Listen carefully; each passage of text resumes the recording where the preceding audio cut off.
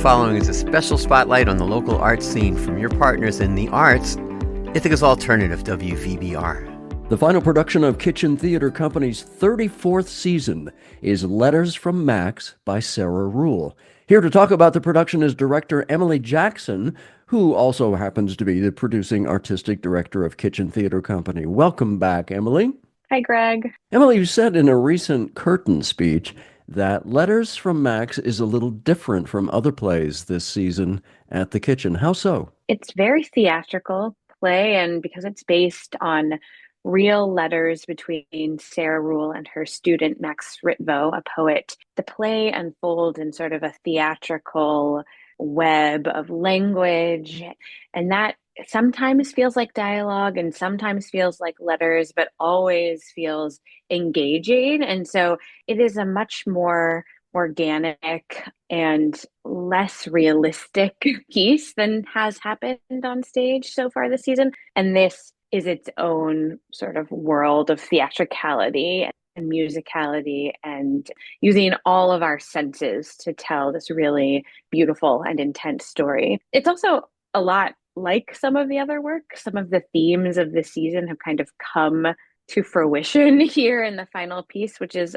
unexpected and wonderful. So there are lots of themes that have kind of been trickling through, questions about art and art making, the questions about wanting to be an artist and what that means to create art in this world. Themes of parenthood. The character of Sarah Rule and the person Sarah Rule is a mother. And so that's a perspective we've seen in different ways this season and is really brought to life in this play. I think sort of an overarching sense of hope and joy that has really gone along with this season in a way that I'm excited and happy about. I don't think, not that it wasn't planned, but you just sort of don't know how it's going to all feel when you look at the season together. And I'm happy to see all these pieces being tying up really nicely here. The play is based on actual people, one of whom is dying of cancer. How has the creative team been navigating that? It is a very beautiful and delicate subject because these are real people. Sarah Rule, the playwright, writes in her notes that we want to embrace these characters as live, full humans, and we don't have any expectation of manifesting them exactly in their form, their theatrical form. So we haven't tried to play at Sarah or play at Max in terms of characterization, but asking the actors to really embody qualities that they find true both in the real person and themselves, to sort of marry these worlds of real life person, actor on stage representation and theatricality. Max did die of cancer, and I think Sarah Rule, the playwright, really wanted to invite his spirit to continue to exist in her life, and that's why she published their letters as a book and then turned that book into a play. It's really a beautiful gift to have Max's memory underlie this whole process. And I think any production that ever happens of this play, that we are able to really capture his spirit and give that as a gift to ourselves as artists, but also to our audiences, because he was such a warm, funny, like really funny person who had certainly a great sense of humor when it came to the big things he was facing in his life, his cancer, his death ultimately, but also so real questions about art making and relationships and really about love, which I think is where this play lives ultimately. There's sort of this persistent question of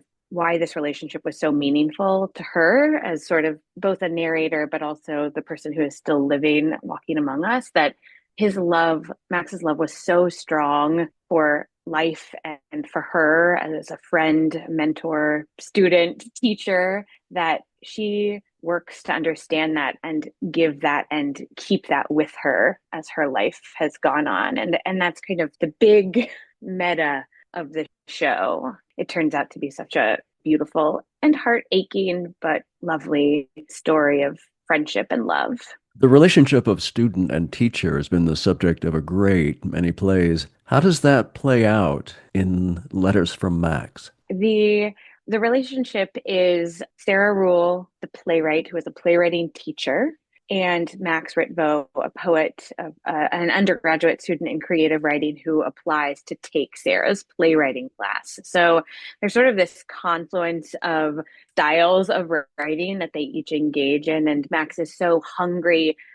One of his first lines is, "All I want to do is write." And so he's really interested in working on his craft and expanding himself and growing as a writer. And that's how he approaches, I think, Sarah's class, with eagerness and delight. And I think folks at any level of teaching will recognize sort of this maybe over-eager student who just isn't showy, but just like is so bright and wants to engage, and maybe comes off as a little um, overbearing, but in a loving way. And I think Sarah just reflected on that and saw something in him that was so true. She says early in the play that he walked into her classroom and she could tell he sort of lived 100 lives. Through the play, Max asks her to like mentor, like, come have coffee, tell me what I should do.